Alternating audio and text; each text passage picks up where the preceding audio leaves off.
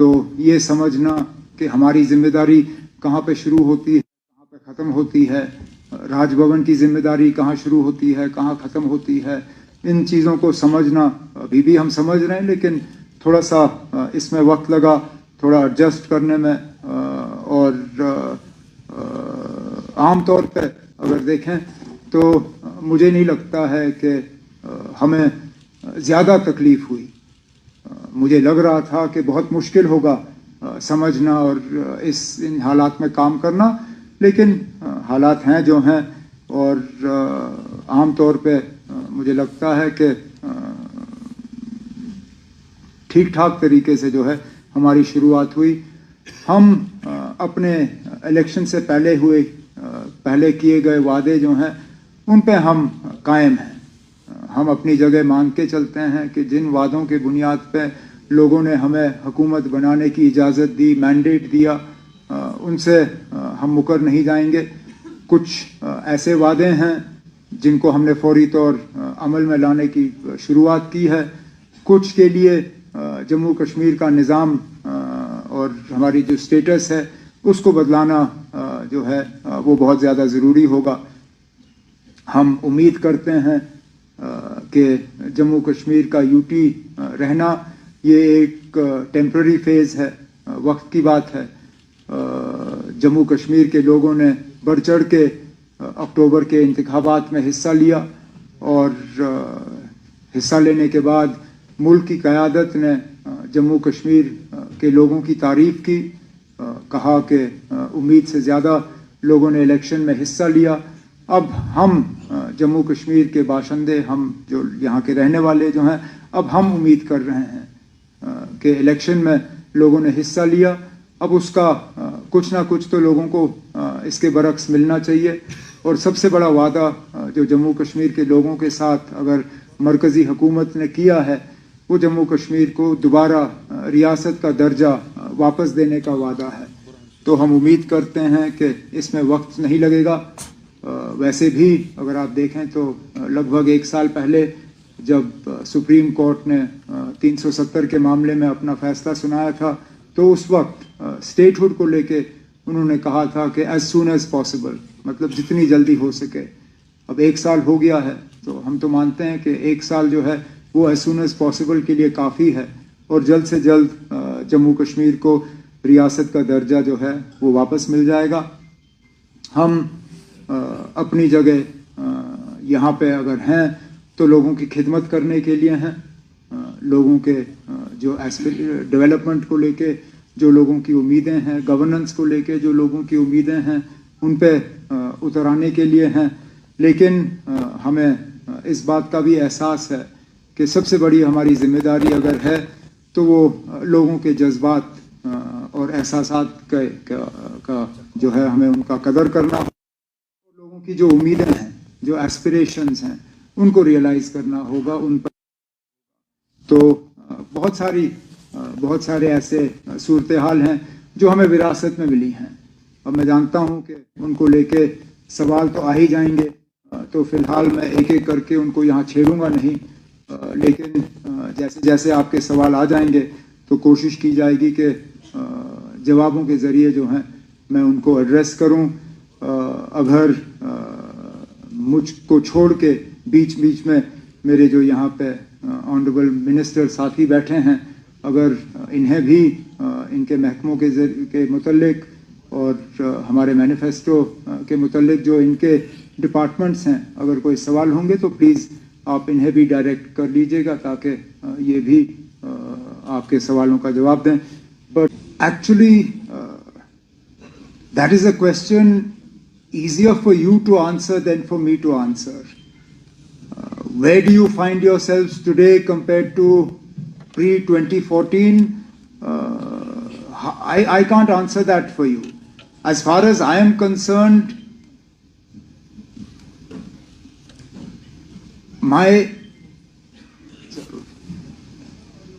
my wish would be to see a free and open media. To see a media that is able to report facts on the ground as they exist, without any interference, without any pulls or pressures, without any telephone calls कि ये कैसे लिखा, क्यों लिखा, इसको वापस ले लो. That is what I would like, and this interaction is a step in that direction. Nobody sitting here, at least as far as I know, has been told what they can and can't ask. Nobody has been given a slip of paper and asked, ye sawal pooch lo. You're free to put your hands up and ask whatever you like. Whether I can answer it or not is a different matter. And I would like for this not to be a one-off event. I can't say that on this scale it will happen all the time, but at least twice a year, if we can have a freewheeling interaction like this without an agenda, without a subject, and without sort of artificially imposed boundaries, maybe that will tell you where the press is today as opposed to my previous term. I mean, I'm often asked, did I learn any lessons from the last term? Yes, this is one of those lessons. Not having enough contact with you was, I think, a price that I paid in the previous government.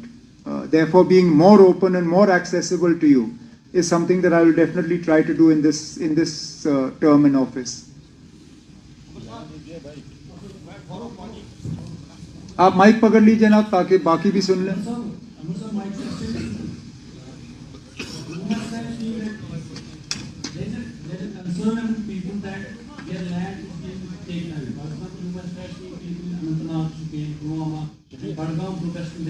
A new railway line is being built which is dispossessing them from their productive land, agriculture, horticulture, and a ring road is being extended. Now a satellite colony there's a proposal for it, and NIT extension in Pulwama. So a delegate from that village also met you.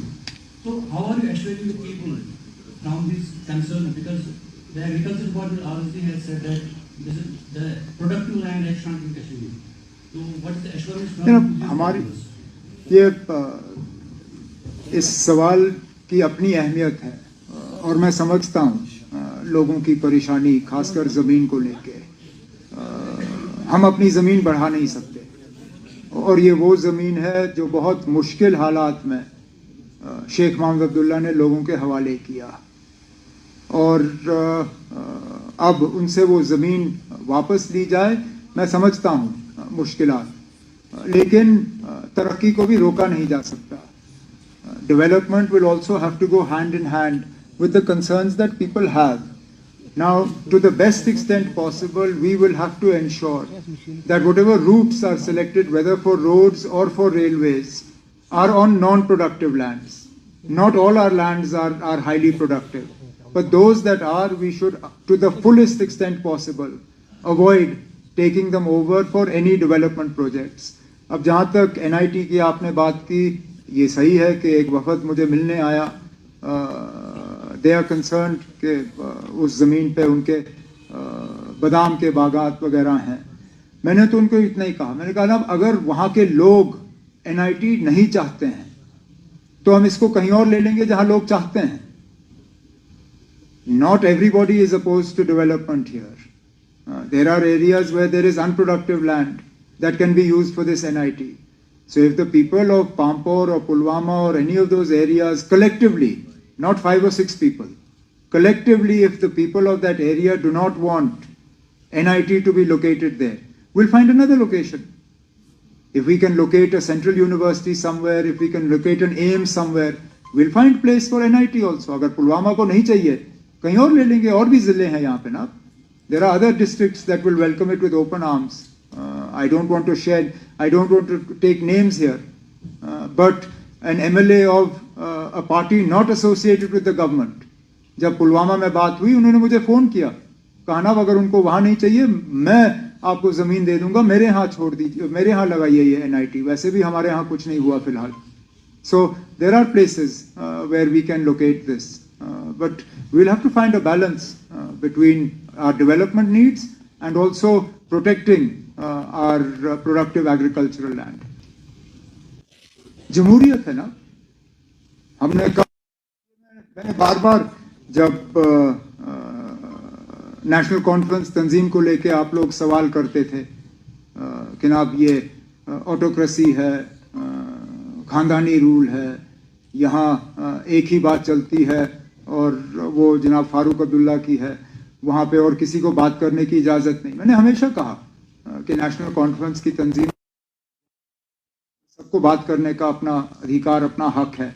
उस हक को MP साहब ने, लेकिन इसमें भी आप देखिए ना हालात कैसे बदल गए। जहां पे एहतजाज सोचना भी, करना तो दूसरी बात, एहतजाज की बात करना भी गैर कानूनी समझा जाता था। हमारे घरों पे और गेटों पे ताले लगते थे जब हम कहते थे कि हम घर से बाहर निकल के एहतजाज करेंगे। इनका एहतजाज चीफ मिनिस्टर के गेट तक पहुंचा। मेरे गेट के बाहर एहतजाज करने के बाद मुझसे उनकी मुलाकात हुई। इससे तो आपको पता चल जाता है कि कम से कम हम लोगों से डरने वाले नहीं हैं, ना हम उनसे छुपेंगे। उनके जज्बात हैं, उनके कुछ कंसर्न्स हैं जो उनका हक था हमारे पास लाना। लेकिन जहाँ तक रिजर्वेशन के हवाले से आपने बात की या उनका जो मुद्दा है, मैं तो थोड़ा सा हटके इसमें कहूँ। रिजर्वेशन का जहाँ तक इनका कंसर्न है, उसके लिए कैबिनेट की सब कमेटी जो है बिठाई गई है। वो अपना काम जो है, मैंने इन स्टूडेंट्स को कहा था कि टाइम बाउंड मैनर में, मैंने उनको कहा कि 6 महीने के अंदर अंदर उम्मीद की जाएगी कि कैबिनेट सब कमेटी जो है अपना काम मुकम्मल करे। उसके साथ साथ पैरेलली हाई कोर्ट भी इस मामले की सुनवाई जो है वो शुरू की गई है। लेकिन मैं तो ये मान के चलता हूँ कि चाहे आप ओपन कैटेगरी से हो, रिजर्व कैटेगरी से हो, आज तो खतरा ये है कि हमारी नौकरियां हमारे लिए नहीं है, हमारा ज़मीन हमारे लिए नहीं है।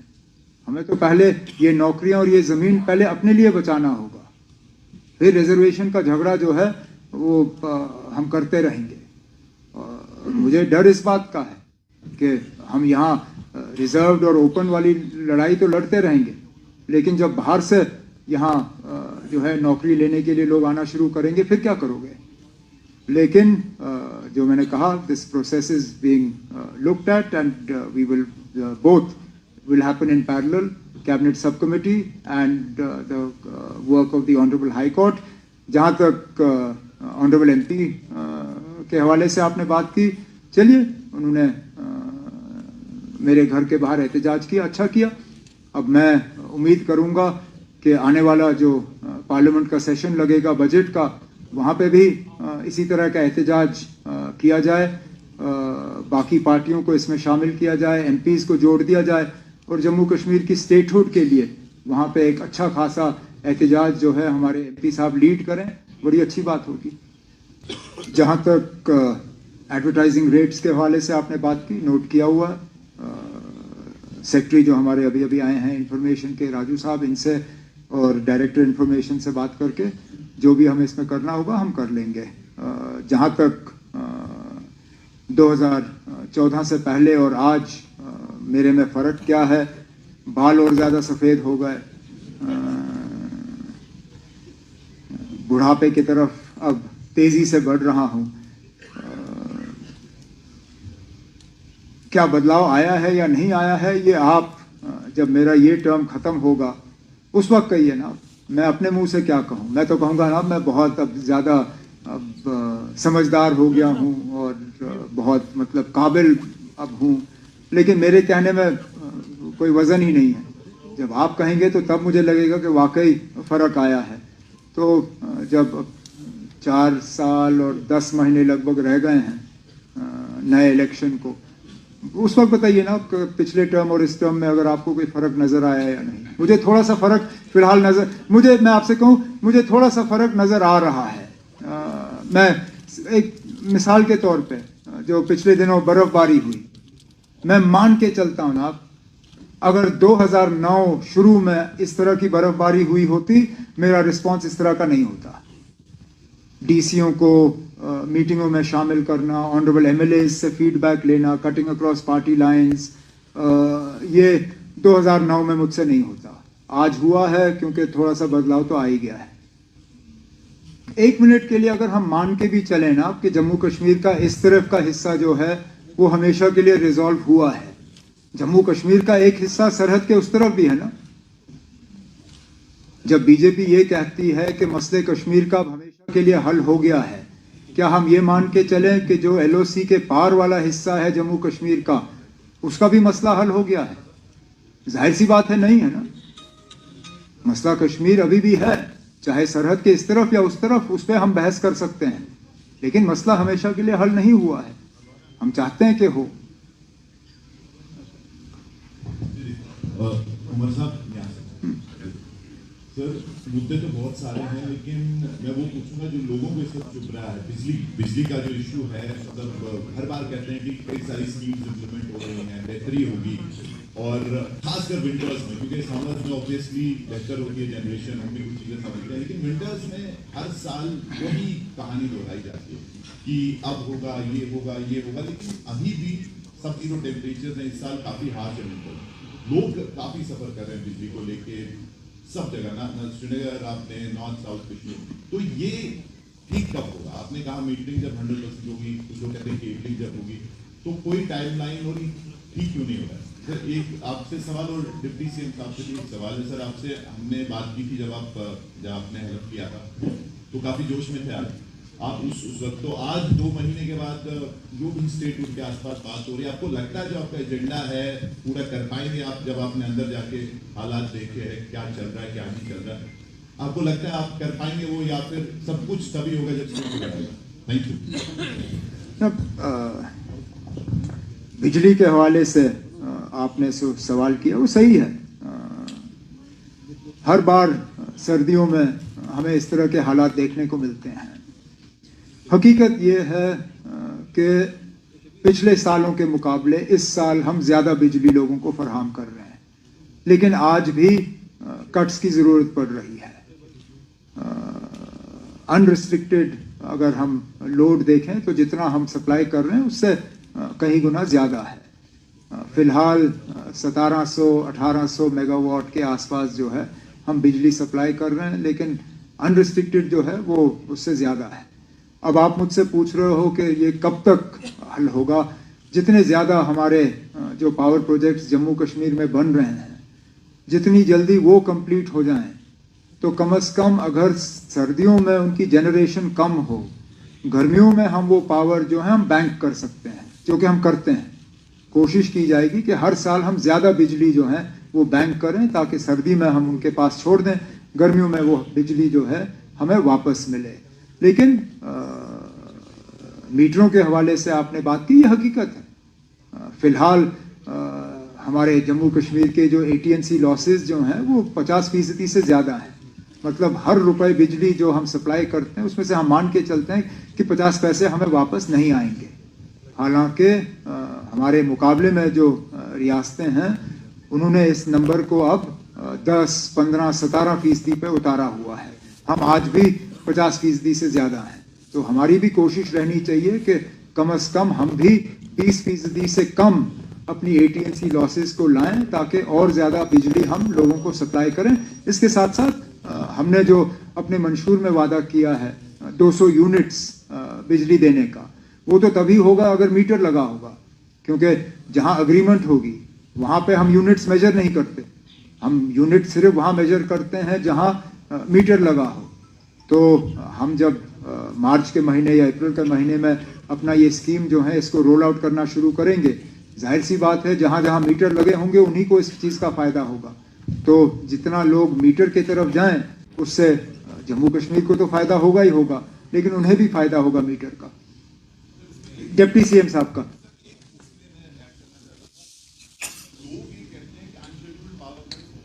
लेकिन अनशेड्यूल्ड पावर कट सिर्फ तब होते हैं या तो हमें सिस्टम जो है उसकी मेंटेनेंस के लिए कट लेना पड़ता है। उसके लिए भी डिपार्टमेंट को कहा गया है कि पूरी तरह से इसको एडवर्टाइज करें, ताकि लोगों को पता चले किस इलाके में कहाँ पे शेड्यूल के मुताबिक हमें मेंटेनेंस के लिए कट लेना पड़ेगा। अनशेड्यूल्ड तब होता है जबकि या तो ट्रांसफार्मर जल जाए या कोई सिस्टम में फेलियर हो। उसमें कोशिश की जाती है कि जल्द से जल्द जो है उसको दुरुस्त किया जाए और बिजली का सप्लाई जो है वो रिस्टोर हो। आपने डिप्टी सीएम साहब से कुछ पूछा था कि अब क्या लग रहा है ना, उतना ही जोश है? हाउ इज द जोश, शायद पूछा इसने। देखिए हमें समझ नहीं आती कि ये बार बार आपने सवाल क्यों उस दिन भी कहा था, फिर आज फिर मैंने वही कहा तो उस समय। जी जी जी अभी फिर 20 दिन और है ना। अभी 2 महीने ही हुए, लेकिन एक चीज हम कहें कि जो हमारे लीडर डॉक्टर फारूक साहब और चीफ मिनिस्टर मोहम्मद साहब ने जो इलेक्शन में हमारी पार्टी ने वादे किए थे, आपको पता नहीं क्यों लगता है कि हम नहीं कर रहे। पहली कैबिनेट मीटिंग हुई, हमने पहला ही रेजोल्यूशन वहाँ पे पास किया और कहा कि हमें स्टेट का दर्जा दोबारा दिया जाए, हमारी कोई भी इज्जत हमें बहाल की जाए। दूसरा हमारी पहला हाउस लगा, पहले हाउस में ही हमने रेजोल्यूशन वहाँ पे पेश भी किया और पास भी हुआ, जहाँ हमने कहा कि हमारा खोया हुआ स्टेटस और जो क्या ये वादा ऑनरेबल प्राइम मिनिस्टर साहब का भी है, ऑनरेबल होम मिनिस्टर साहब का भी है। और आपको याद होगा तो पार्लियामेंट के अंदर ऑनरेबल होम मिनिस्टर साहब ने कहा था कि जम्मू कश्मीर की जमीनें, जम्मू कश्मीर का रोजगार हम किसी बात को नहीं रहने देंगे। हम उसी बात को फिर उनको याद करा, इसलिए उन्होंने भी इलेक्शन में कहा था, अगर आपको याद होगा ऑनरेबल प्राइम मिनिस्टर साहब जब जम्मू आए उस रैली में उन्होंने कहा था कि जम्मू कश्मीर जैसे ही इलेक्शन खत्म होगा हम आपको आपका जो स्टेट का दर्जा दोबारा बहाल करेंगे। तो आज 2 महीने हो गए हैं, ये सवाल काश वहाँ भी पूछा जाए कि आपने ये वादा किया था। तो उम्मीद करेंगे आप जब वो कभी आएंगे, उनका कोई आएगा, आप उनसे भी पूछेंगे। लेकिन एक बात हम दावे से कहते हैं, जो हमने कहा है उस पर बिल्कुल डटे हुए हैं और करके दिखाएंगे, और जब करके दिखाएंगे तभी आपके पास आएंगे। Thank you. We have received a lot of slips, so I call the names now. Request you all to be patient. We'll try and come to everybody. Ms. Navid from the Indian Express. Hi, sir. Since we're here in the dead of the winter, I wanted to get a sense of the state of metering and cabling in J&K to check pilferage, and also what is it costing the exchequer right now to buy electricity from the Northern Grid. The CS is also here. The pilferage question came up in the sort of in a roundabout way in the answer that I gave. In terms of the metering, it's an ongoing process. It's part of the Government of India scheme.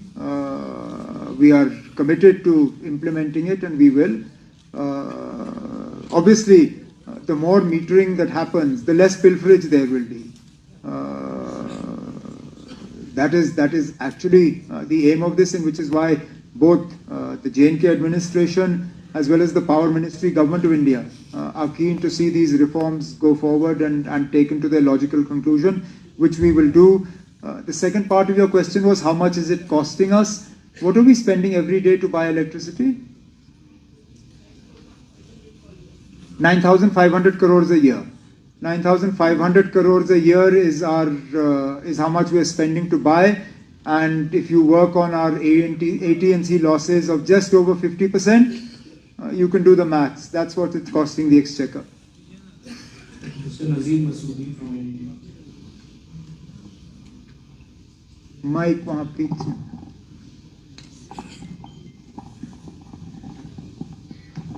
So it has been more than 2 months you have taken over as Chief Minister. Are you comfortable with this dual control system, or how it is working?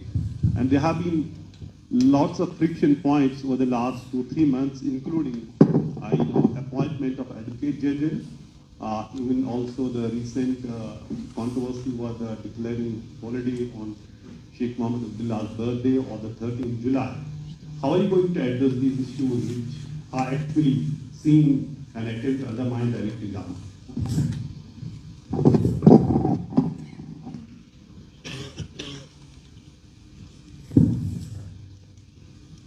Look,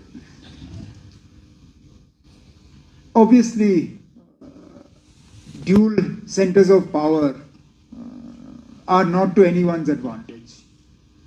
If a government or any organization with dual systems of power was an effective means of governance or management, you would see it everywhere. The organization you work for, it has a chain of command, but ultimately authority is with one person. I mean, whether it's in government, whether it's in business, whether it's in sport, whether it's in the security forces, ultimately systems work better when there is a single point of command. This is one of the peculiarities of a union territory, that dual systems of power are built into the structure, which is why in my opening remarks I did mention that it is a learning period for us, understanding where our authority begins, where it ends, where the authority of Raj Bhavan starts, where it ends.